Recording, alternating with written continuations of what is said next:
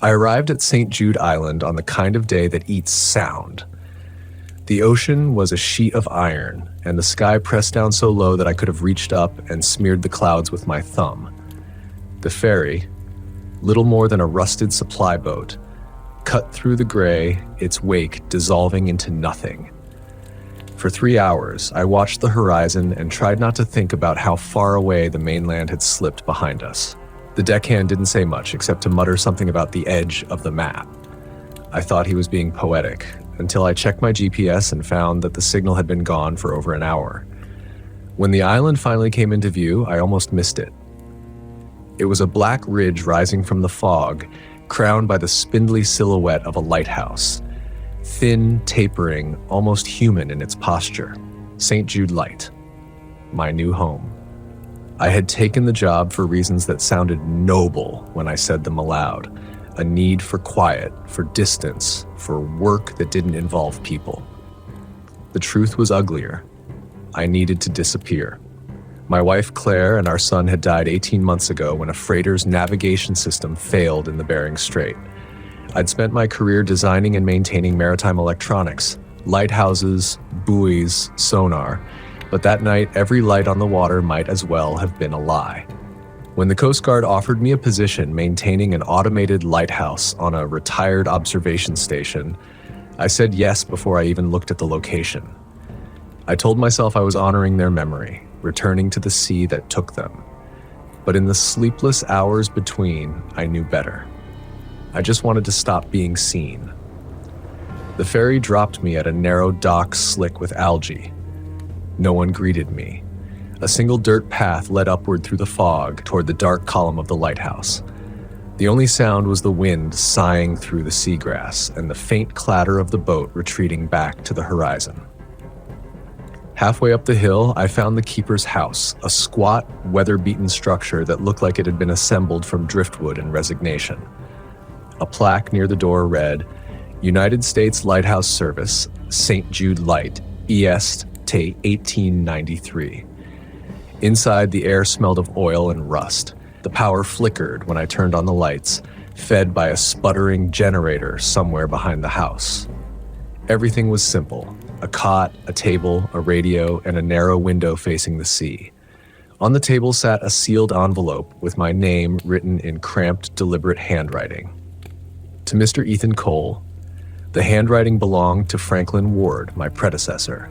According to the transfer paperwork, Ward had resigned suddenly 2 weeks ago after prolonged isolation.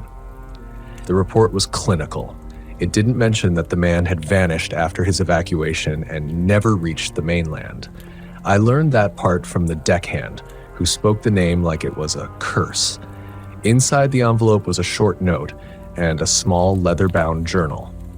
The note read, Mr. Cole, welcome to St. Jude.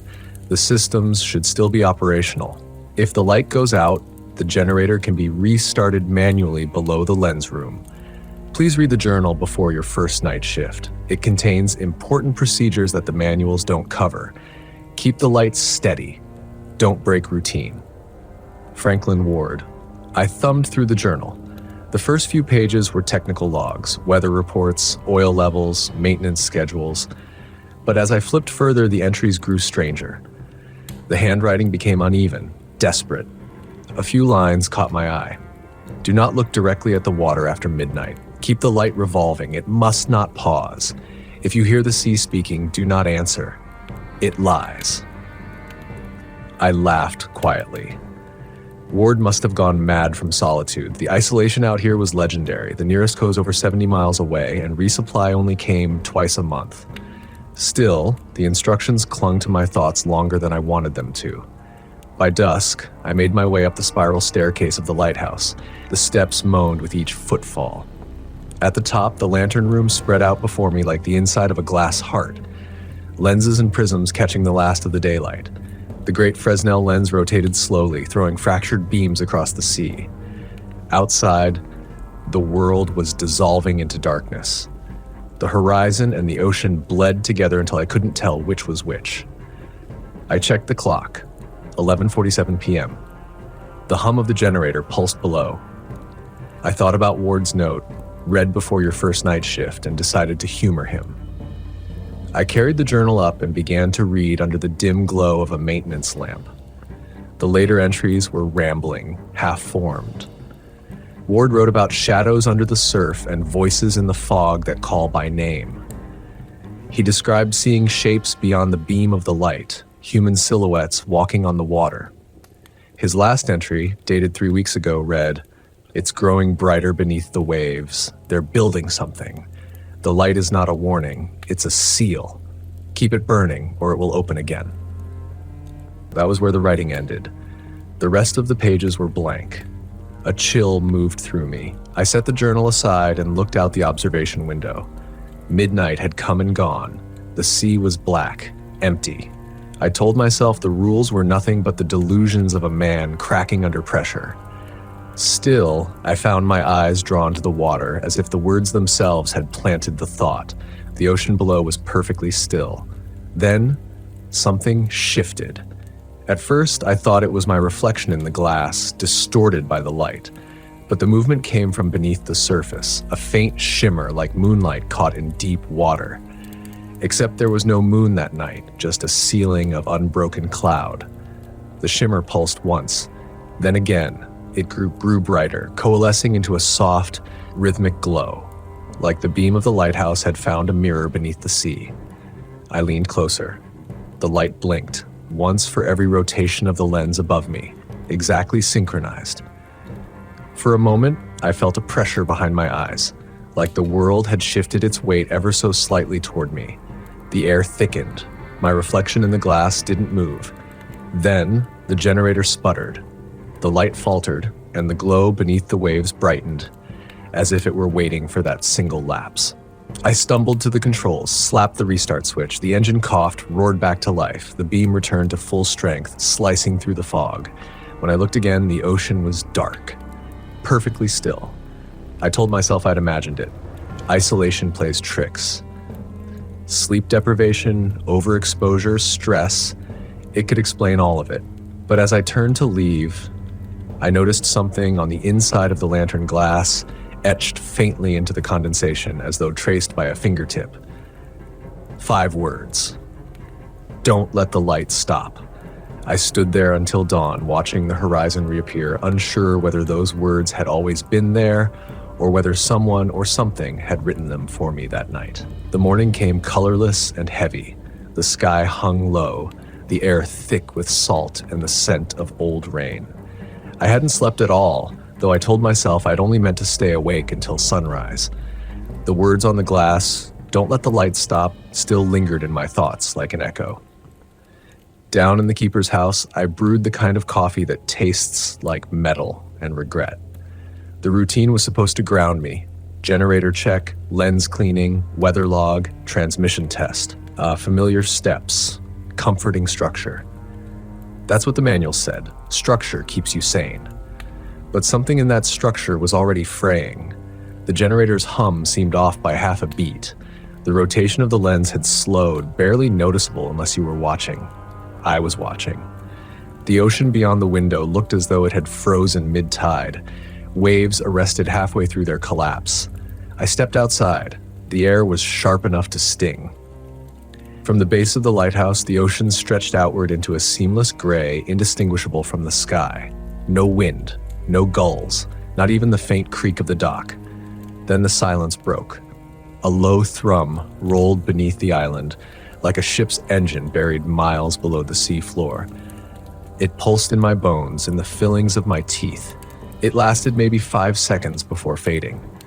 When it was gone, the world seemed normal again. The tide moved. The wind returned, but the hairs on my arms stayed raised. I tried to convince myself it was tectonic, maybe an underwater tremor. I was in Alaska after all. The earth moved here. It made sense. It had to. After breakfast, I sat at the table with Franklin Ward's journal. The leather cover was cracked and swollen from humidity. When I flipped through the pages, I noticed something I'd missed the night before. Faint indentations on the blank pages following his last entry, as if he'd written more and then torn the sheets out. Holding the page against the light, I could just make out the pressure marks of a single sentence. "It watches through the glass." That was enough to set my nerves crawling again. I spent the afternoon working on repairs around the property, anything to distract myself. The handrail along the stairs had rusted through. One of the lower windows had cracked from a storm last season. The isolation out here made every repair feel more like triage, slowing decay, not reversing it. By evening, I was exhausted. I ate a can of soup, logged the weather, and told myself that if I just followed routine, I'd get through the first week. I almost believed it. Around 10, I radioed the regional base on the mainland, per protocol. The static crackled, followed by a faint voice. St. Jude Light, this is Anchorage Station. Reading you at 2x5, status report. I told them everything was functioning. I didn't mention the words on the glass. I didn't mention the light beneath the sea. Some part of me knew how it would sound.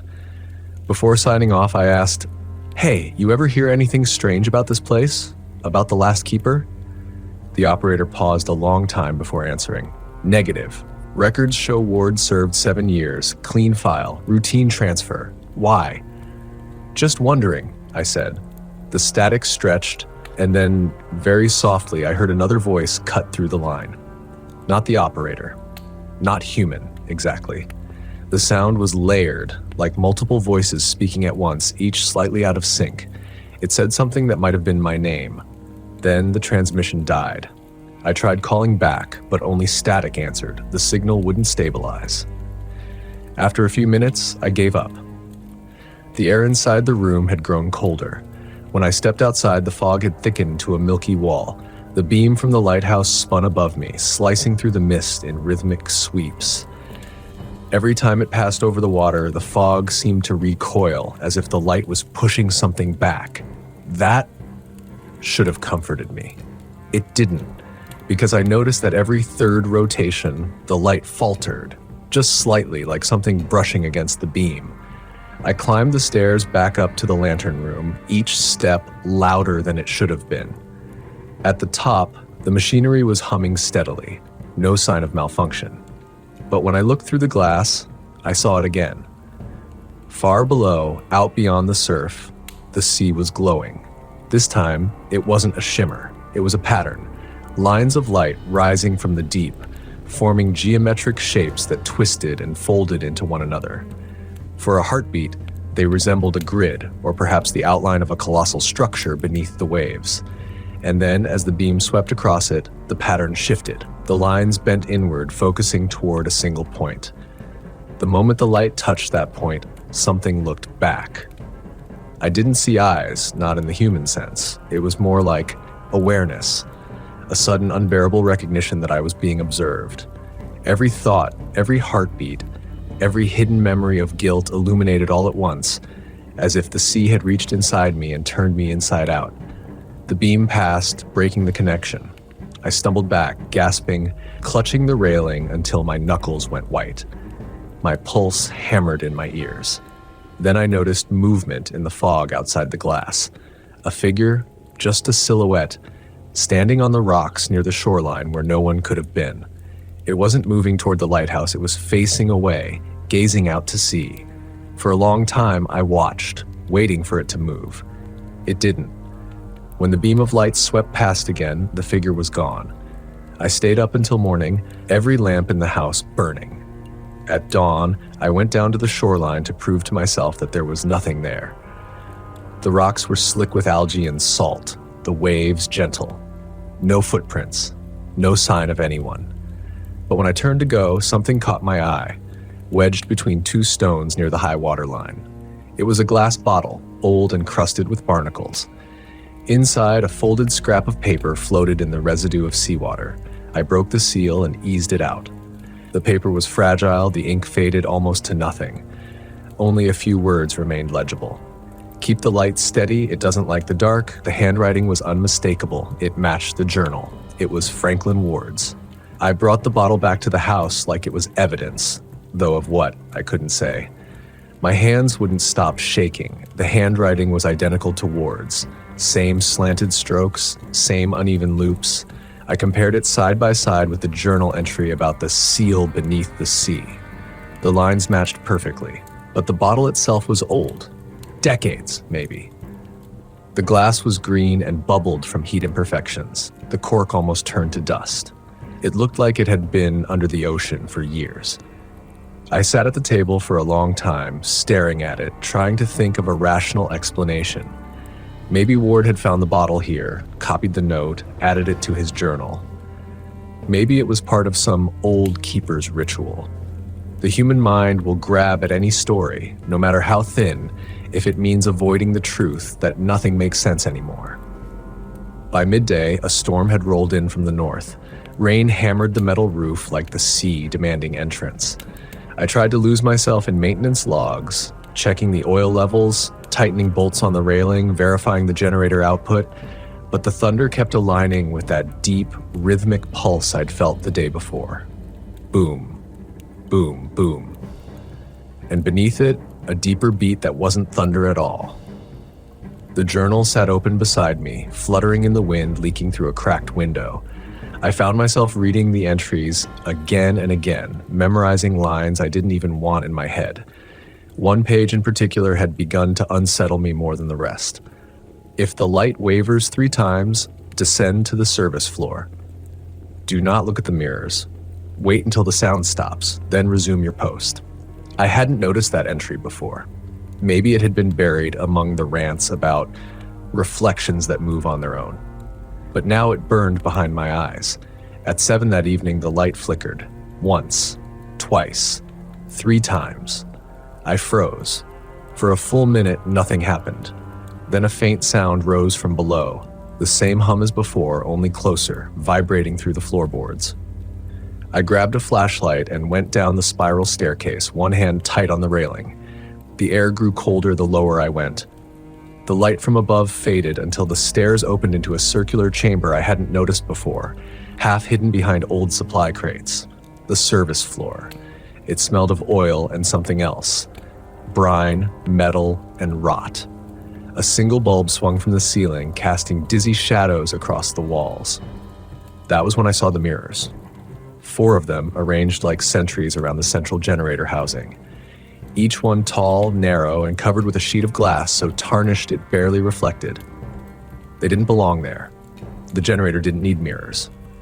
I remembered the line, "Do not look at the mirrors." I told myself I wouldn't. But the human eye betrays the will. It always seeks its own image, the need to verify its existence. I looked. The reflection that stared back wasn't mine. It was me, but wrong. My posture was off by a fraction, my face gaunter, the skin under my eyes darker. My reflection's mouth moved a moment before mine did, as if it anticipated me. Then it smiled. Not the kind of smile a body makes, a mechanical, slow pull of the lips that revealed too many teeth. I stumbled back, knocking the flashlight from my hand. The bulb hit the floor and shattered, plunging the room into half-darkness. The hum deepened, vibrating in my chest. The air shimmered, and for a second I thought I saw movement behind the mirrors. Something huge, writhing, distorted by the glass. I fumbled for the stairs and climbed 2 at a time. My breath came in short, ragged bursts. I didn't stop until I reached the top, slamming the hatch behind me. The beam of the lighthouse was still revolving, steady and white. The hum below faded, but when I dared to look through the observation window, the sea wasn't calm anymore. The storm had passed, but the water boiled, literally boiled, churning without wind, frothing with pale light from beneath. And somewhere in that chaos, I could hear the sound again, not through my ears, but through the bones of my skull. A language made of rhythm and pressure, whispering across the air between worlds. I pressed my hands to my ears, but the whispering didn't stop. It formed shapes, words, half sentences. Keep the light steady. It doesn't like the dark. You understand now, don't you, Ethan? I froze. It knew my name. The radio crackled behind me. A voice, half buried in static, said, "St. Jude Light, this is Anchorage Station." "Repeat, St. Jude, we're receiving anomalous transmissions on your frequency. Are you transmitting anything?" I turned toward the radio. The static pulsed in time with the hum beneath the floor. Then another voice cut through, overlapping the first, my own voice, recorded, speaking words I hadn't said. "Don't answer them. Don't tell them what you've seen. They're listening through the glass." I unplugged the radio. The static kept going. For the rest of the night, I stayed by the lens, watching the beam carve its path across the water. I didn't let it stop, not once. When dawn broke, the sea looked normal again. The mirrors below were gone. I checked. Only the bare wall remained, streaked with salt. But carved into the metal near the base of the generator, where the mirrors had stood, were words etched deep enough to scrape skin if touched. "They will call you next." I don't remember carving those words, but the handwriting, if you could call it that, was mine. I didn't leave the tower all day. The wind clawed at the windows, the sea kept shifting colors, and I couldn't stop staring at that one phrase gouged into the metal. "They will call you next." The letters were shallow but deliberate, carved with something sharp and patient. Every time I blinked, I saw them behind my eyes, white grooves in the dark. I tried to focus on maintenance logs, to act like the world still followed a schedule. But every few minutes, I'd catch myself listening, half expecting to hear my name whispered through the walls again. The silence became a shape, pressing close like breath on the back of my neck. By afternoon, the air had gone thick and metallic. The fog outside had turned the color of ash, so dense that even the beam of the lighthouse barely pierced it. I stood by the observation window and watched it spin, a single circle of light cutting into gray nothing. Then I noticed something strange. The fog didn't scatter evenly. It moved as if it were reacting. Each sweep of the beam caused it to ripple, retreat, then crawl forward again as soon as the light passed, like a living thing waiting for darkness. The generator hummed steadily behind the walls, but I couldn't shake the feeling that the sound wasn't mechanical anymore. It had rhythm, intent. Around 5, I took the journal out again. I don't know why. Maybe I wanted proof that all of this had some precedent. Maybe I wanted to hear Ward's voice again, even if it was the voice of a madman. The pages smelled of oil and salt, and they stuck together at the edges. I turned to a section I hadn't read before, one of the later entries. The writing had changed completely. The loops were jagged, the spacing erratic, as if written by a trembling hand. He described seeing faces in the beam, voices under the surf calling by name. Then a single line written over and over, "Keep the lens clean. If the glass clouds, it sees you instead." That was when I realized the inner surface of the Fresnel lens was fogging. It wasn't condensation. The pattern was too deliberate, too uniform. Small circular patches spreading outward from the center like frost growing on a window. I wiped one with a cloth and the mark came off easily. But beneath it, the glass wasn't smooth anymore. There were grooves, etched symbols, tiny spirals and intersecting lines, almost like an eye if you look too long. I cleaned another section, more symbols, layered, overlapping, as though someone had scratched them in from the inside.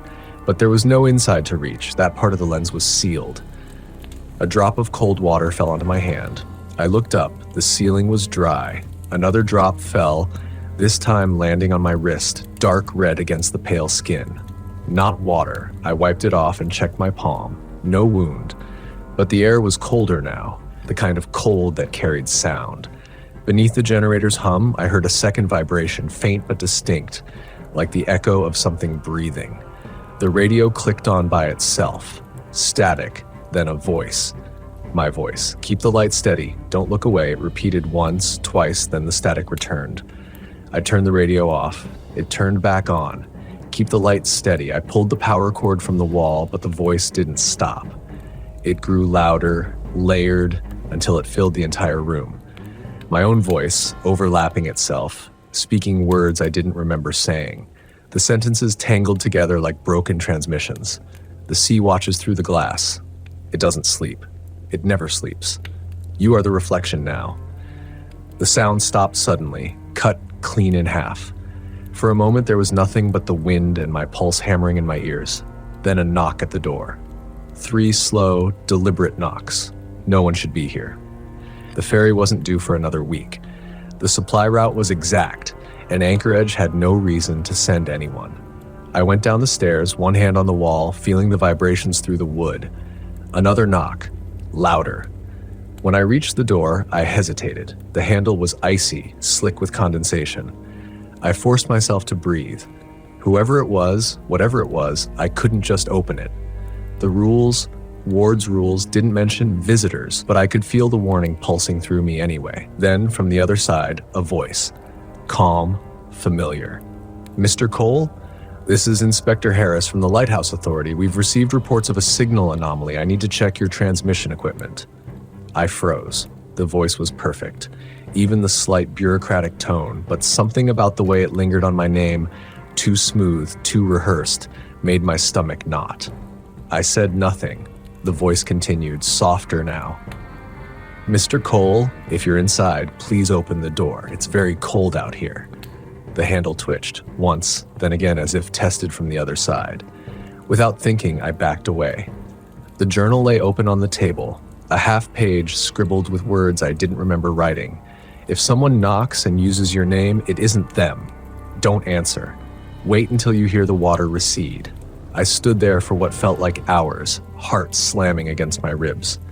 Finally, the handle went still. The knocking stopped. I waited longer, 5 minutes, maybe 10, then the sound of footsteps fading toward the sea. When I finally dared to open the door, there were prints in the mud leading down to the rocks. But they weren't boot prints. They were bare, long, the toes fused together like flippers. The tide hadn't reached them yet, and the indentations were deep, as if whatever made them was heavy, denser than a human body. I shut the door and locked it. The air in the room felt alive, vibrating with something unseen. Later, near midnight, I climbed back to the top of the tower. The fog had thinned, revealing the sea like a sheet of dark glass. I stared out for a long time, searching for the faint glow beneath the waves. Nothing. Just the slow rotation of the light sweeping the horizon. Then, faintly reflected in the outer pane of glass, I saw movement. My reflection again. Only it wasn't moving with me. It lifted its hand, pointed toward the sea, and mouthed a word I couldn't hear but somehow understood. Listen. And beneath the steady hum of the generator, the water began to sing. The sound rose slowly as if the sea itself had lungs and was drawing its first breath in centuries. It wasn't a melody. It was more like a vibration too deep for the human ear, yet it shook something inside me. The glass in the windows trembled. My teeth ached. The lantern above me pulsed in rhythm with it, dimming slightly every few seconds like it was syncing with that underwater heartbeat. I gripped the railing, staring down into the dark water. At first, I thought the reflection of the light was distorting the waves, but no, the light beneath the surface was moving against the current. Slow, intentional. Then it split into several smaller points, forming a circle directly below the tower. They weren't reflections, they were eyes. The song grew louder, but the tone shifted. It started shaping words I could almost understand. Something about calling, about the trade of light for breath. The language wasn't human, yet every sound felt like it was meant for me. I backed away, but the beam kept turning, sweeping across the ocean and briefly illuminating the curve of something massive rising from below. I saw only a sliver, a pale, smooth surface like marble, glistening with moisture. Then the beam passed, and it was gone. The hum of the generator stuttered. The lights in the control room flickered once, twice, then held steady. I waited, listening, trying to convince myself that it had all been some trick of exhaustion. But then I heard footsteps again. Inside the tower this time. Someone or something was climbing the stairs. The sound was slow, deliberate, not like the hurried steps of a human. It was heavier, dragging slightly, as though it had to remind itself how to move on land. I grabbed the wrench from the workbench and stood near the ladder, holding my breath. The footsteps paused halfway up, right below me, then a wet sound, like something peeling away from stone. Mr. Cole, the same voice as before, but closer, clearer. No radio distortion this time. It echoed up through the stairwell, carrying that same false calm. You shouldn't be alone up here. It's dangerous. My mouth went dry. I forced myself to answer, keeping my voice steady.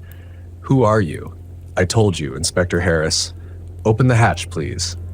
There was a long pause. Then the voice changed, just slightly. softer, like it was smiling. "You don't remember me, do you?" I gripped the wrench tighter. "Remember you from where?" Another silence. Then, from the water. The sound that followed wasn't footsteps anymore. It was something heavier, dragging itself up, making the wood creak under the weight. My stomach turned as I realized it was coming faster now, the rhythm uneven but determined. I stepped back to the far side of the lantern room, eyes locked on the hatch. My mind screamed to turn off the light, to break the connection, but the moment I reached for the switch, the generator roared louder than before. The beam flared so bright it painted the entire room in white. Through the glare, I saw a hand push up the hatch. Not a human hand. Too long. The fingers webbed, glistening with something slick and translucent.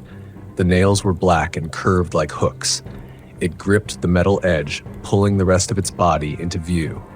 It wore the tattered remnants of a uniform, Lighthouse authority, same as mine, but its skin shimmered like the scales of a deep-sea fish. Its eyes were pitch black, no whites, no pupils, just endless dark reflecting the light. And yet the face, it almost was Harris, or what was left of him. "Help me," it rasped, voice layered with a dozen echoes. The light called us back. I swung the wrench. It connected with a wet crack, and the thing fell backward down the hatch, shrieking as it hit the steps below. The noise it made didn't sound like pain. It sounded like laughter mixed with static. Then silence. I stood there for several minutes, chest heaving, every muscle trembling. The smell of brine and iron filled the air. The fog outside pressed closer against the windows, thicker now, almost black. When I finally looked down through the hatch, the stairs were empty. But there was water pooling on each step, glistening faintly in the lantern's light. I wiped my face and tried to steady my breathing. The journal was still on the table where I'd left it, pages fluttering in the breeze from the cracked window. I turned to the last written line, one I hadn't noticed before. "When the sea remembers your name, it doesn't forget." I slammed the book shut and sat there in the dark, gripping the wrench, waiting for dawn. But dawn never came. The clock said 6, then 7, then 8, yet the horizon stayed black, the fog unmoving. The world outside the tower no longer had a sky. The light kept turning, the beam kept sweeping, and beneath the floorboards I could still hear water dripping, steady, rhythmic, like something waiting for me to open the door again. By what should have been midday, the darkness hadn't lifted. It pressed against the glass like a living thing, dense, black, and strangely warm, as if the air outside had thickened into liquid. I tried the radio again. Static. No signal from Anchorage, no automated weather reports. The clock ticked on the wall, but even that sound seemed slower, like time itself was dragging its feet. The generator was still running, humming somewhere deep beneath the tower, just its mechanical heartbeat oddly out of rhythm. The lantern continued to spin, cutting through the fog in wide, sickly arcs. But each time the light reached its farthest edge, it bounced back, like it was hitting a wall I couldn't see. I brewed coffee just for the ritual of it. The smell grounded me. The mug trembled in my hand as I stared out the window, waiting for some sign of change. The sea below didn't move. It wasn't calm. It was still, like glass poured over something solid. And then I saw it. A figure standing on the rocks near the shoreline, at the edge of the tide. I blinked, thinking maybe it was driftwood or a trick of the light, but no. It was a person, or close enough to one. Their outline was sharp against the fog, motionless except for a slow, subtle sway, like breathing. The beam of the lighthouse swept over them every 30 seconds, and each time it did, the figure seemed a little closer to the tower. I put the mug down, grabbed my binoculars, and leaned over the sill. Through the lenses, I could see them more clearly, bare skin, pale as bone, glistening under the beam. A head tilted upward, mouth slightly open. Their eyes were closed, or maybe they didn't have eyes at all. My throat tightened. I backed away from the window, pacing the room, trying to reason my way out of what I was seeing. Hallucination, maybe. Isolation does strange things to the mind. The lighthouse logs were full of stories about keepers losing it in the fog, seeing ghosts, mermaids, even ships that never existed. Except this one was real enough to cast a shadow. By the next rotation, there were 3 of them. Each stood in the same position, ankle deep in the unmoving water, heads tilted upward, faces blank. The same stillness, the same slow sway. They were arranged in a rough circle, directly below the beam's turning radius. When the light passed over them again, I realized their mouths were moving. Not words, just rhythm. Their lips parted and closed in time with the faint hum rising from the sea. That sound again, the one I'd heard last night. I went to the stairwell, wrench in hand, moving as quietly as I could. The steps creaked under my boots. The smell of salt water and rust grew thicker as I descended. The pool from earlier had spread, glistening across the floor in the narrow corridor. The lower hatch, the one that opened to the outside, was trembling, not from the wind but from pressure. Something was pushing against it, gently, repeatedly. Tap, pause, tap, pause. Then a voice. "Mr. Cole," it said softly. "You left the light on too long." I froze. It was Harris's voice again, that same strange blend of familiarity and wrongness. He was on the other side of the door. "I didn't mean to startle you last night," he continued. "You weren't supposed to see us like that, but it's all right. You'll understand soon." The tapping stopped. A new sound replaced it, wet fingers dragging down metal. "You read the journal, didn't you?" the voice asked. "You know the rules. The light must never stop turning. That's what keeps them at bay. But it also calls us back." The air grew heavy, thick with brine. The lights overhead flickered. "Who's us?" I whispered, my throat raw. A pause. Then, almost tenderly, "The ones who answered the call before you." I stumbled backward as something pressed harder against the hatch. The hinges creaked. The floor beneath me vibrated faintly, a low hum pulsing up through the soles of my boots. "Open the door," the voice murmured. "We're cold down here." The journal sat on the desk by the stairs, its spine damp and warped from the salt in the air. I grabbed it, flipping through the pages until I found a line underlined, twice in red ink. "Do not open the sea door under any circumstances after the 3rd night. They will remember the warmth of your voice." I bolted up the stairs, slamming the lantern room hatch shut behind me. My pulse hammered in my ears. I pressed my back against the wall, staring at the window, half expecting to see faces pressed against the glass. Outside, the figures were gone, but something had changed. The fog wasn't gray anymore. It had taken on a faint red hue, as though the light itself was bleeding. I killed the lantern. The beam stopped mid-turn, freezing in place. The generator's hum faltered, then died entirely. Silence. For a brief, impossible moment, I felt relief. The stillness was total. No hum, no tapping, no whisper from the radio. Just the sound of my own breath. Then came the knocking. Not from below this time. From inside the walls. Slow, steady, in time with my heartbeat. I leaned closer to the paneling, now pressing my ear against the cold metal. Between each knock, I could hear a faint sloshing sound, like water moving through pipes. Then a whisper, low, gurgling, impossibly close. "Lightkeeper," it said. "You turned the sun away." Something in the wall shifted, like a body brushing against it from the inside. The metal flexed, paint cracked, and then a single drop of seawater slid down the surface, leaving a trail that shimmered faintly in the darkness. I stepped back slowly. My legs trembled. The smell of salt filled the air again, but beneath it was something else, a sweet, decaying scent, like rotting kelp. The knock came again, louder this time. And when I looked down, I realized the floor wasn't dry anymore. A thin layer of black water was spreading across the planks, rippling as though something was breathing beneath it. The water crept outward, pooling around my boots, rising just enough to soak through the seams. It was warm. That, more than anything, terrified me. It wasn't the chill of seawater, it was the warmth of something alive. Something that had just been somewhere deep and impossibly dark and had carried its heat back with it. I stumbled backward, my breath quick and shallow.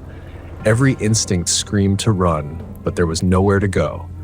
The stairwell below was flooded in blackness. The air thick with a low hum that vibrated through my ribs. The only refuge left was the lantern room, And even that felt wrong now, the light fixture looming overhead like a mechanical sun I no longer trusted. Think, I whispered to myself, gripping the railing until my knuckles whitened. Just think. The journal. I tore it open again, flipping through pages warped and brittle with salt. The handwriting grew more frantic the further I went. Sentences overlapping, words scratched out and rewritten in trembling strokes. One page caught my eye because of a stain in the center, a perfect ring of dark brown that looked like dried blood. If the sea begins to rise inside the tower, do not flee upward. The light must face it. The light must know it. That made no sense. None of it did. But as I read those words, the hum below shifted, rising in pitch like something answering a call. I swallowed hard and moved toward the lantern controls. My hands were shaking so badly I could barely grip the switch. When I turned the power back on, the tower groaned. The machinery deep beneath me coughed once, then roared to life with a violent shudder. The light burst on again, blindingly bright, cutting through the red fog outside like a blade. The beam swept slowly across the horizon and then froze mid-turn, as if caught on something solid. The reflection came first, a glimmer of silver beneath the surface of the water. Then shapes, not one or two, but dozens, figures rising from the still ocean, their pale forms illuminated in the beam. Men and women all standing on the water as if it were glass, their heads tilted back, mouths open in silent song. And among them, I saw a familiar face. Harris. His eyes, those black bottomless eyes, met mine across the impossible distance. His lips moved, forming words I couldn't hear but somehow understood. Turn it off. I shook my head. No, I whispered. He pointed toward the horizon, his movements jerky, puppet-like. And then I saw it. The fog was moving, not drifting but with intent, rolling in from the edge of the world like a living tide. The sea beneath it bulged upward, pulsing in slow, unnatural rhythm. For a moment I thought it was a wave, then I realized it was breathing. Something beneath the water was rising. The figures around Harris sank one by one, pulled down silently. He remained the longest, his expression hollow but almost pleading. Then the surface broke open. The sound was not like anything I had ever heard. Not a splash, not thunder, more like the cracking of a massive wet mirror. The light caught the edges of something vast and slick, glistening with a faint iridescence. It was impossibly large, curving upward until it disappeared into the fog above. My mind tried to assemble it into something familiar, a whale, a cliff face, a living island, but it kept breaking apart, refusing any recognizable shape. It was an abstraction made flesh. The sight of it hurt. My vision doubled, and a sharp pain stabbed behind my eyes as if my brain was rejecting what it was seeing. The lantern began to flicker violently, its once steady beam now spasming like a heartbeat. Every flash seemed to reveal a new angle, a new impossible geometry of the thing outside. Tentacles, or maybe limbs, or maybe just suggestions of movement that didn't obey any direction I understood. Then came the whisper. No, not from outside, but from within the tower itself. It filled the room like a gas, slipping beneath my skin, threading through my thoughts. You kept the light, it said, in 1,000 overlapping voices. You made us remember. I fell to my knees, clutching my head. What do you want from me? Witness. The word rippled through my mind, heavy and infinite. The tower shook, and the glass in the lantern cracked down the center. A blinding ray shot out across the black horizon, cutting through fog that no longer looked like mist, but rather a curtain of living flesh. Beneath me, the stairs groaned. I heard something wet dragging itself upward again. But this time, it wasn't trying to hide. I turned toward the hatch. Water was pouring through the seams now, rising fast, swirling around the floor like it was alive. The boards pulsed faintly under my feet, as though the tower itself had begun to breathe with the sea. Through the growing flood, I saw fingers, hundreds of them, pressing up through the gaps in the wood. They flexed weakly, pale and blind, reaching for me. The journal slipped from my hands and floated away, its pages opening as though it were breathing too. I saw one last line before it sank into the black water. The sea is not outside. The sea is memory. When it remembers you, it comes home. The lantern shattered. Darkness flooded the tower. And then, for the first time since I'd arrived on this godforsaken rock, I heard something that made the rest of it, the whispers, the voices, the impossible shapes, feel almost merciful. From somewhere deep below, beneath the foundation, a massive, wet sound echoed upward. A heartbeat. The island itself was alive. The tower was no longer still. The floor buckled beneath me as if the entire island had turned in its sleep. Every bolt and rivet screamed in protest. The metal groaned and flexed, a low, guttural sound that seemed to come from the bones of the place itself. I grabbed the railing, but the cold metal felt wrong, soft, almost fleshy. The paint peeled back under my fingers, revealing not steel, but something slick and warm that pulsed faintly with each tremor. The entire structure seemed to be breathing. The water continued to rise, black and oily, swirling with a sluggish sentience. Shapes moved within it, faces, limbs, fragments of bodies suspended like ghosts in tar. Their mouths opened and closed silently, each breath sending ripples across the surface. I stumbled backward, gasping for air. The light was gone, but a faint glow remained, emanating from somewhere deep below the floorboards. A dull, pulsing radiance like the heartbeat of a star trapped underwater, and in that dim glow, I saw them. The walls weren't just sweating brine anymore. They were weeping. Thin streams of water poured from cracks in the masonry, carrying with them strands of pale, fibrous tissue that clung to the walls like veins. The sound was unbearable, a wet, rhythmic pulse that matched the beat beneath my feet. Somewhere in that rhythm, the whisper returned, soft, intimate, spoken directly into my mind. "Do you see now, Keeper of Light? The island remembers." I pressed my palms to my ears, but it didn't help. The voice wasn't outside, it was inside, threading through my thoughts like smoke. "You've tended the wound too long," it murmured. "You've kept the eye open when it should have closed. What are you?" I managed to choke out. Not what. Where? The realization struck me like a physical blow. The hum, the pulse, the strange geometry of the fog. It wasn't the sea that was alive. The island was the thing. The rock, the soil, the lighthouse, all just the hardened crust of something older. Something still dreaming. And I was inside it. The sound of footsteps came again, but now they were everywhere. Above me, below, moving through the very walls. The air shimmered with moisture. The radio on the table crackled to life, though I hadn't touched it since the first night. "Cole," a voice rasped. "Cole, can you hear me?" It was a woman this time, calm, professional, too calm. "This is Dr. Elena Vasquez, Maritime Division. You're still transmitting. Your position signal hasn't moved in 72 hours. Do you copy?" My throat tightened. I lunged for the radio, gripping it so hard the plastic casing cracked. "Dr. Vasquez, Jesus, yes, I'm here. There's something in the island." "Mr. Cole," she interrupted smoothly, "you need to remain calm. Tell me, did you read the instructions left by your predecessor?" Yes, but they don't make sense. The rules, they're not rules, Mr. Cole. They're containment procedures." Static roared through the speaker, and I caught the sound of others in the background, rushed voices, the clatter of instruments. Listen carefully, she continued. "Whatever you do, do not shut down the light again. It's the only barrier between it and the rest of the ocean." "I already did," I whispered. Silence. Then softly, "Then it's awake."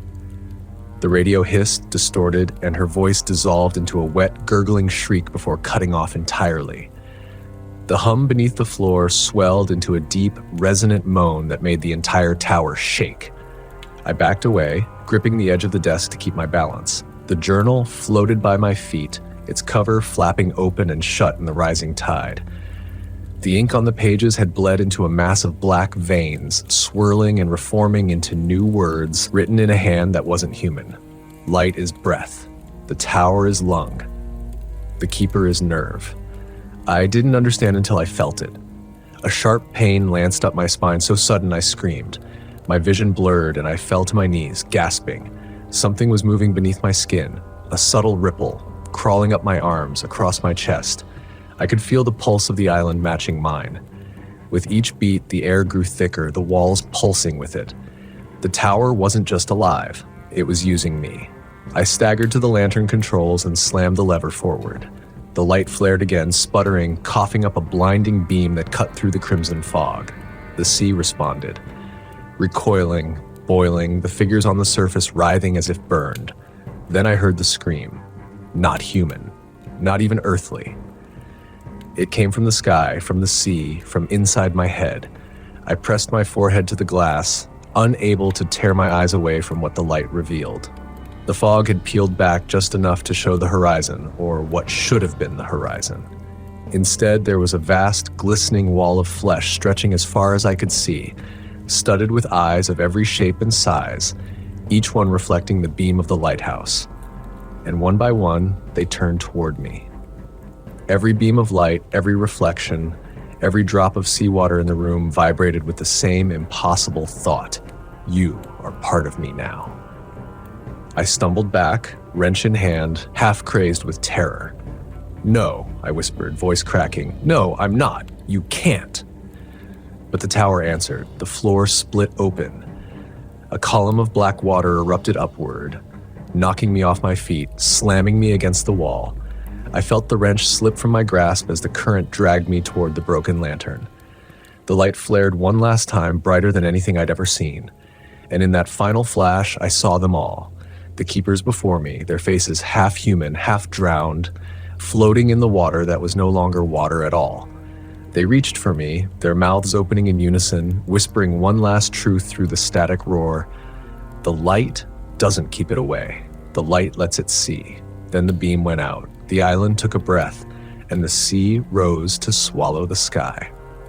When I woke, there was no sky. There was no day, no night, only the dim, reddish pulse of the world around me. I lay on my back, water lapping at my face, the air thick and metallic. Every breath tasted like rust. The tower loomed above, but it wasn't a structure anymore. It was a spire of bone and iron, slick with some kind of membrane that glowed faintly from within. The lantern at its peak was no longer a light. It was an eye, enormous and alive, rotating slowly to scan the endless horizon of blood-red fog. I tried to stand, but the surface beneath me wasn't solid. It flexed and yielded like the inside of a lung. The sound of the sea had changed too. It wasn't waves or wind. It was breathing. Long, drawn-out inhalations followed by low, shuddering sighs that made the air ripple. I wasn't on the island anymore. Or maybe the island had never been an island. The last thing I remembered was the light collapsing, the tower splitting open, the sea pouring in. After that, nothing but dark water and voices. Now there was only this. I called out, my voice echoing strangely. Hello? The sound didn't travel. It folded back on itself, muffled, absorbed by the air. The only response came from below, a faint whisper, like something speaking from within the surface I stood on. Cole? The voice was soft, wet, and distant. Harris. I dropped to my knees, pressing my hands to the pulsating ground. It was warm, warmer than it should have been. I could feel the rhythm beneath it, steady and enormous.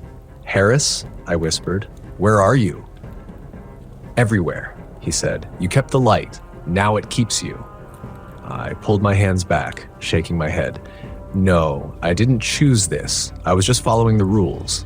The rules, the voice said, almost laughing. You think we wrote them to protect you? The ground quivered. Something shifted beneath me, a ripple that traveled outward until the entire surface shuddered. Far off, the tower, the thing that had once been the lighthouse, let out a deep, resonant groan, and the eye at its top turned toward me. Harris spoke again, but his tone had changed, gentle now, almost pitying. We all thought the light was safety, but it's the same as looking into the sun. Sooner or later, it looks back. The air shimmered and the red fog began to part in front of me. I could see something through it, something vast and pale rising from the endless sea. It was shaped like a face, though it was too large, too perfect, the features stretching into curves that defied geometry. The longer I stared, the less sense it made. My vision blurred and a high-pitched hum filled my ears. Then I realized it wasn't just one face, it was countless, overlapping and merging, all moving their lips in silent synchronization. Do you see? Harris whispered. It's what waits beneath all things. The world was never solid, Cole. It just hasn't finished remembering itself yet. My stomach twisted. I wanted to look away, but every instinct screamed that turning my back would be worse. The tower's eye flashed once, sending a line of crimson light across the fog. Wherever it touched, shapes began to rise from the water, human or close enough. They were the keepers. Dozens of them. Their faces slack, their bodies slick with the same oily sheen that coated the tower. Some still wore fragments of uniforms, the badges of the Lighthouse Authority rusted and fused to their skin. They stood in perfect stillness, their heads tilted back toward the eye above, mouths open in a silent hymn. And then, in one voice, they spoke. Every one of them, perfectly in sync. Keep the light. The words echoed through the red air, vibrating through my chest. Keep the light. I stumbled backward, shaking my head. No more. I won't. The ground heaved violently, knocking me to my knees. The sea, or whatever this was, opened up in front of me, revealing an impossible depth beneath the surface. The glow from below grew stronger, brighter, until I could see the thing inside it, a colossal shape pulsing with light, veins of fire running through it like molten rivers. It wasn't just under the island, it was the island, the source of every heartbeat, every whisper, every wave. And it was awake. Cole, Harris said again, his voice now inside my skull. You're part of it now. Don't fight it. The light is how it dreams. Something cold and soft touched my ankle. I looked down. A hand, pale, slick, and trembling, was reaching up from beneath the surface. Then another, and another. They weren't attacking. They were pulling. Gently. Join the current, Harris murmured. Let go. It doesn't hurt when you stop being one thing. I kicked free, staggering back, splashing through the shallow water. The glow beneath the surface followed me like a spotlight. I ran toward the tower, toward that impossible pulsating structure, though I didn't know why. Maybe instinct. Maybe madness. Inside, the stairwell was gone, replaced by a twisting corridor of living tissue that throbbed with each beat of the thing's heart. The walls shimmered with liquid light, veins glowing as if they carried electricity instead of blood. I climbed. Every step was a struggle, the passage narrowing, folding, reshaping itself as if it didn't want me to reach the top. I crawled through it, gasping, drenched in sweat and seawater. The sound of the pulse was deafening now. When I reached what had once been the lantern room, I stopped. The light mechanism was gone. In its place stood a column of living glass filled with a swirling red glow. Suspended in the center was something small, beating softly, a human heart. I knew, instinctively, it was mine. The tower whispered, every wall vibrating with the same terrible harmony. You kept the light, now keep the flame. The glass cracked, the light flared again, and I realized, as the red glow enveloped me, that I could still hear the sea. Not the real sea, but the one that existed inside everything. It was whispering in 1,000 voices, infinite and patient. Not demanding, not cruel, just waiting. Waiting for the world to remember it again. I felt my knees buckle as the red light washed over me, hot and heavy, searing through every nerve ending. The pulse from beneath the floor, or whatever it had become, matched my own heartbeat perfectly, as if the island itself had taken possession of my chest.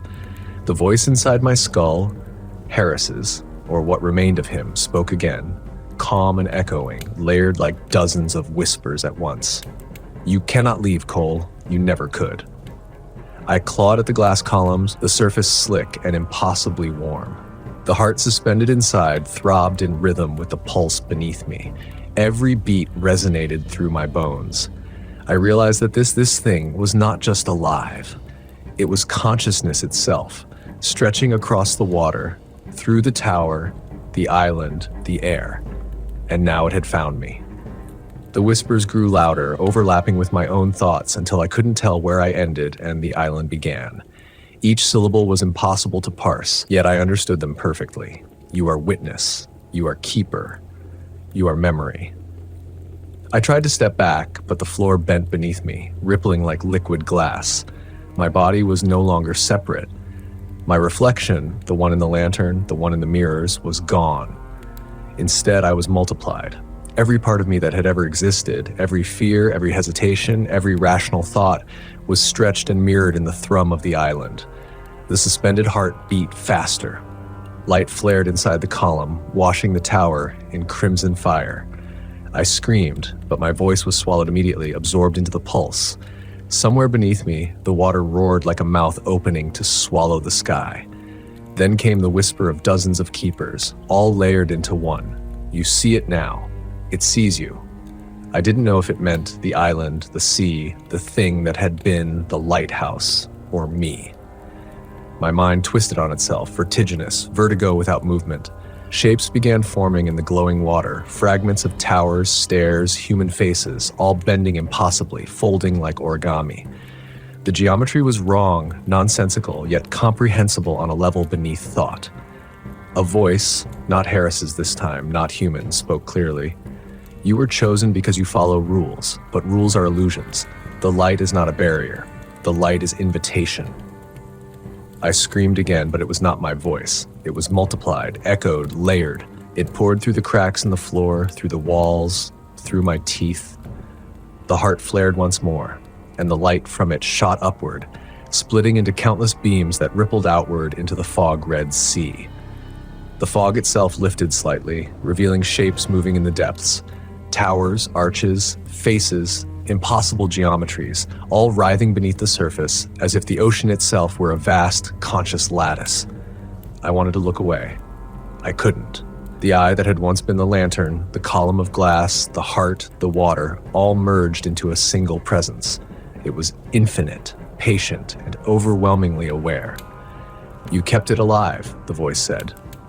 Now it keeps you. The water beneath me surged upward, spilling into the tower in sheets. I fell into it, swallowed whole by its warmth. It wasn't drowning. It was absorption. Limbs, chest, head, everything pulled into the current. And still the pulse beat, synchronized to my own racing heart. Voices surrounded me, whispering in hundreds of languages, some human, some not, all repeating one unbroken truth. We were never gone. We are memory. We are light. We are waiting. And then the pulse shifted, deeper, slower, as if assessing me, probing. My thoughts bent under the weight of it, my memories bleeding into its consciousness. I understood in that moment that all I had ever been, all I had tried to escape, my debts, my solitude, my fear, was meaningless. The island, the sea, the tower, and whatever it was had existed long before, and it would exist long after. I tried to scream again, and this time it echoed, not as sound, but as motion. The red water wrapped around me like a womb, the pulse threading into my bones, my mind, reshaping perception itself. I felt the keepers who had come before, their memories tangled with mine, all drawn into the rhythm of the living tower. I realized, with a clarity that was as terrifying as it was absolute, that I was no longer simply a man. I was part of the mechanism, part of the light, part of the sea, part of the island itself. The last vestiges of my fear were swept away as understanding, or perhaps inevitability, flooded through me. The pulse slowed, then steadied, and the red glow settled into a soft, eternal rhythm. The whisper returned, gentle now, patient. Welcome, keeper. Welcome to the memory. Keep the light. Watch the sea. Wait, as we always have. I opened my eyes. The world was still red, still alive, still breathing, but for the first time I no longer felt alone, because now I understood what it meant to be a lighthouse keeper on this island, and I knew I would never leave. Time ceased to exist the way I had once understood it.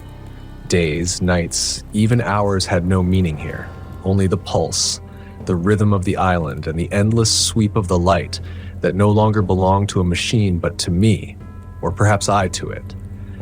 I could feel the weight of countless eyes upon me, both above and below the water, the keepers folded into the living lattice of flesh and memory that made this place what it was. I moved, or thought I moved, through the tower, though every step stretched and warped across dimensions I could barely comprehend. The corridors no longer obeyed Euclidean rules.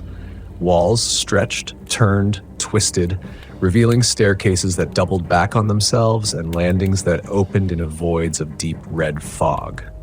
The journal lay floating along the water, pages turning of their own accord.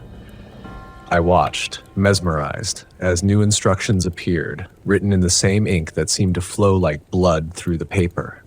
Keep the light, obey the pulse, remember the sea. I reached out to touch it, and the words burned briefly against my fingertips, searing memory into flesh. The keepers emerged from the depths in slow, deliberate motion, their pale forms mirrored in the reflective red water. They did not speak, they had no need, but I felt their understanding settle into my mind. This was the work we did, the vigilance we maintained, the eternal watch. Then I realized the heart in the column of glass was no longer suspended. It floated in the current of the red water, its beat synchronized perfectly with my own. I had become, somehow, the conduit. The light was not separate from me. I was the light.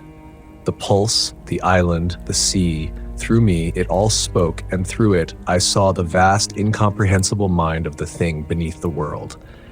Visions came in waves, cities drowned in black water, entire continents folding and twisting into impossible geometries, stars bleeding into oceans, the consciousness of creatures older than humanity stretching across time and space, folding into one another, watching, remembering, dreaming. And through it all, the lighthouse, the tower, stood sentinel, a single axis of stability in the endless chaos. I tried to scream, to reject it, but my voice dissolved into the water and the pulse. Resistance was meaningless. Understanding was inevitable. A figure approached, Harris, or what had once been him. His skin was still wet and pale, eyes empty yet somehow imploring. He raised a hand and I felt a memory transfer. Fragments of him, the keepers who had come before, and the memory of the lighthouse itself. How to maintain the beam, how to keep the rhythm, how to survive within the pulse. "You are ready," the voice said. "Not Harris, not human, not one thing. You are the keeper. The light will never die, not while you breathe, not while you understand." I knelt in the water, letting it wash over me. The red fog shifted with my thoughts, rippling outward with every pulse of the heart. The lighthouse above me rotated slowly, the eye at its peak reflecting my own form, or what I had become. The keepers gathered around, not as threats, but as guides, their presence folding into the rhythm of my heartbeat. And then the pulse changed. It expanded outward, a wave of warmth and awareness that stretched across the endless red horizon. The eyes in the fog blinked in unison. The water rippled and shimmered. And I understood fully. This was not just the island, the sea, or the tower. It was a fragment of the world's memory, drawn into a form I could touch, a consciousness I could perceive. I stood. I felt the light within me flare, spreading through the tower, through the water, through the keepers, through the fog. The pulse and the rhythm and the heartbeat, all one. I was no longer a man, but the sentinel, the memory, the lighthouse. And as I looked out across the endless red horizon, I realized there would be no end. There would be no escape. The world itself would bend and shift around this place, but I would remain, watching, remembering, keeping the light alive as all keepers had done before and as all keepers would do after. The sea whispered, the pulse sang, the lighthouse turned. And I understood finally that this was the truth of it all. There is no safety, no salvation, no return, only vigilance, only the light, only the memory of what waits beneath, and I am its keeper. The first true moment of comprehension came not as a thought, but as sensation. A flooding of awareness that stretched from the tips of my fingers to the far edges of the fog. I was everywhere and nowhere, both within the tower and under the water, and somehow even in the memory of the island itself. The pulse that had once been a distant hum beneath my feet now thrummed through every fiber of my being. Each beat carried with it fragments of all who had come before, of all who would come after. The keepers, the lighthouse, the island, they were extensions of the same consciousness, and I was now inseparable from it. Movement in the water caught my attention. I watched, felt, as shapes began to rise from the depths. Not just human figures, but impossible forms, spiraling limbs, eyes set in geometries that made the mind twist in on itself, fragments of creatures that belonged to the ocean's first memories. They were drawn toward the lighthouse, toward the eye that now marked my awareness, as if the light itself called them home. I realized then what the journal had meant by "the light lets it see." The lighthouse did not protect us. It did not shield or repel. It illuminated. And what it illuminated, what it allowed to witness, was aware. The sea remembered my presence because I had chosen to keep the light alive. That choice had tethered me to the pulse, bound me to the awareness of the island, to the consciousness that waited beneath the water, and most horrifyingly, to the infinite network of memory stretching beyond human comprehension. I could feel the tension in the forms rising from the depths. The keepers, who once had seemed passive, were conduits for the same awareness that had claimed me. Through them, the pulse extended outward. Their pale forms shimmered with wet light, and their mouths, though silent, moved as if chanting the rhythm of the island's mind. Each movement, each tilt of their heads, fed into the living lattice of consciousness that stretched from tower to sea to horizon. Then I understood. The pulse wasn't just a heartbeat.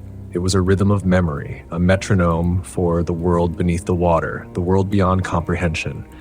Every flicker of the lighthouse, every rotation of the eye, every trembling vibration of the island itself synchronized to it. And I was now the keeper of that rhythm. A surge of movement in the water drew my attention upward. The eye at the top of the tower shifted, focusing on a point far beyond the red horizon. Through the fog, I could sense countless presences, memories folded in layers so deep that even the pulse couldn't fully transmit them. Ships lost to time, sailors who had never existed, animals extinct before humanity ever set foot on the world. All gathered in the awareness of the thing beneath. And now they were aware of me, or perhaps I of them, or perhaps awareness itself had no distinction anymore. The keepers pressed closer, their wet forms brushing against my legs, their eyes, if they could be called eyes, reflecting the crimson glow. I could hear Harris again, not speaking to me, but through me. His thoughts were part of the pulse now, a memory folding into mine. "They will not harm you, Cole," he said. "Not unless you stop, not unless you abandon your post. The light is our anchor. Without it, all becomes memory, untethered." I nodded, though the motion was meaningless. My body no longer felt like my own. My mind was stretched across the lattice, and every attempt to focus on a single point sent ripples across the sea and through the tower. And yet, amidst the chaos of awareness, there was purpose, a duty. I approached the glass column once more. The heart pulsed inside, beating in perfect synchronization with my awareness. Its light flared outward, cutting across the red fog, touching the horizon, the shapes in the water, the keepers, the tower itself. Every pulse sent shivers through the infinite consciousness that now included me. And then I understood another truth. I would never leave. I could never leave. The pulse, the memory, the lighthouse, the island, they were all one, and one of them was no longer simply me. I was them. The shapes beneath the water shifted in unison, rising and falling like tides within tides. A vast consciousness stirred, ancient and patient. It had waited for this moment, for the pulse to synchronize, for a human awareness to tether itself to the light. And now that it had, it began to reach outward, folding reality itself around the lighthouse, around me, around the red fog that no longer resembled sky or sea. The island itself sighed, a deep, resonant sound that vibrated through my bones. The keepers sang in unison, their silent mouths moving, feeding the rhythm, sustaining the awareness. And I, tethered to it all, felt a terrible clarity. This was my eternity. To keep the light, to witness, to remember, not as a soul, not as anything human, but as part of the pulse, part of the memory, part of the lighthouse that would stand sentinel until the end of time, or until the world forgot how to dream. I reached out, letting the red water swirl around my hands. My heartbeat, the lighthouse's pulse, and the rhythm of the island synced perfectly. Every flicker of the light, every ripple of the sea, every movement of the keepers resonated through me. I was awake, fully aware. The red fog shifted again, revealing the impossible geometries beneath the water. Towers, arches, faces, and shapes I could not name. They did not frighten me. They were memory, and I was now part of that memory. The lighthouse turned, the pulse expanded, the keepers moved in perfect synchrony, and I understood finally completely. The light does not keep it away. The light keeps it alive, and I am its keeper. Forever. Time did not exist anymore, yet a sense of sequence remained.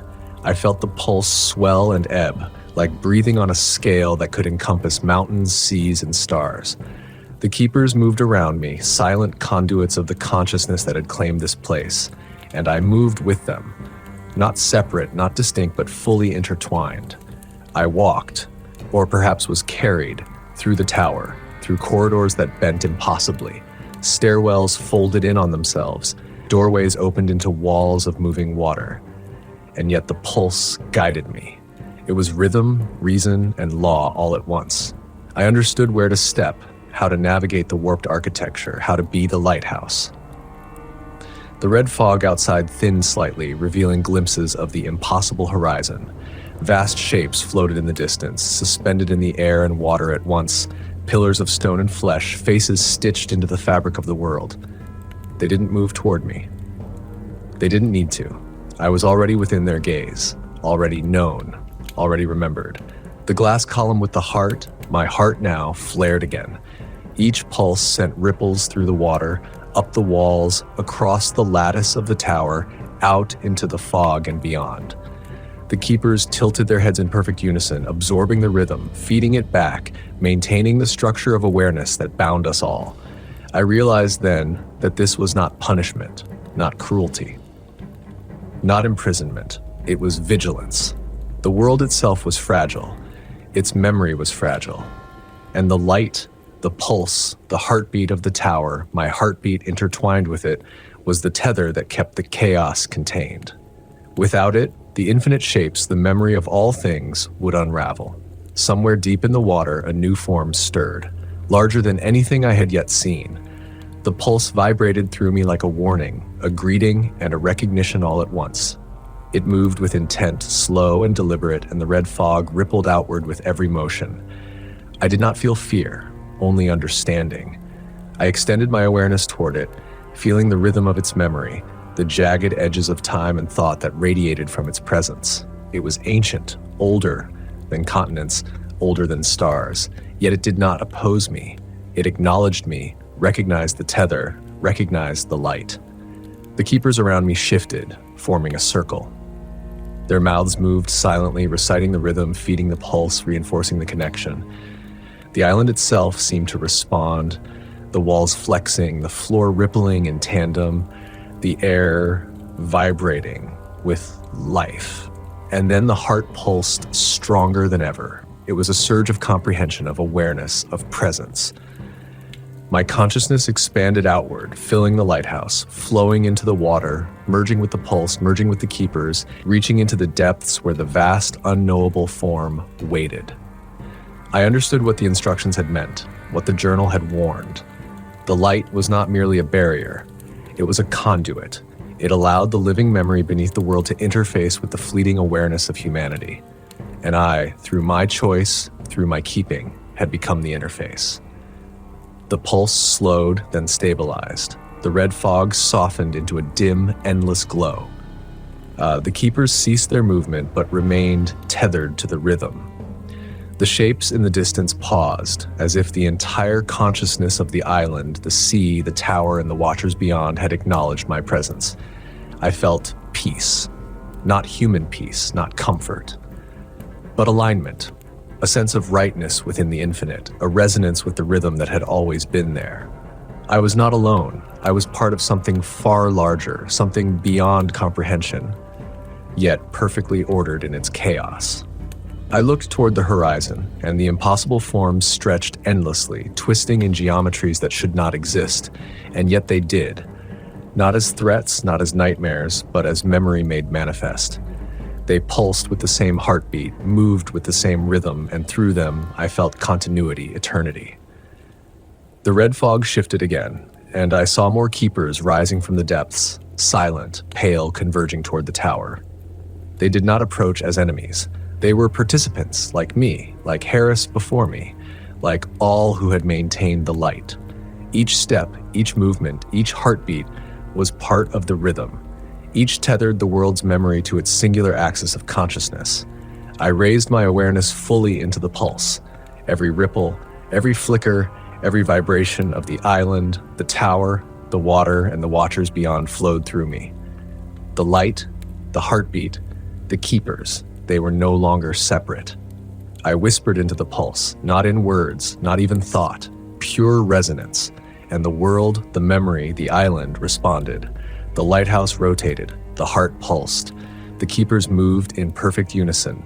The red fog stretched outward and then folded back, revealing the endless memory of the sea. I had become the sentinel, the interface, the lighthouse, and I understood fully, eternity is not a punishment, not a curse, it is a duty. And I will keep it for as long as memory itself persists, forever.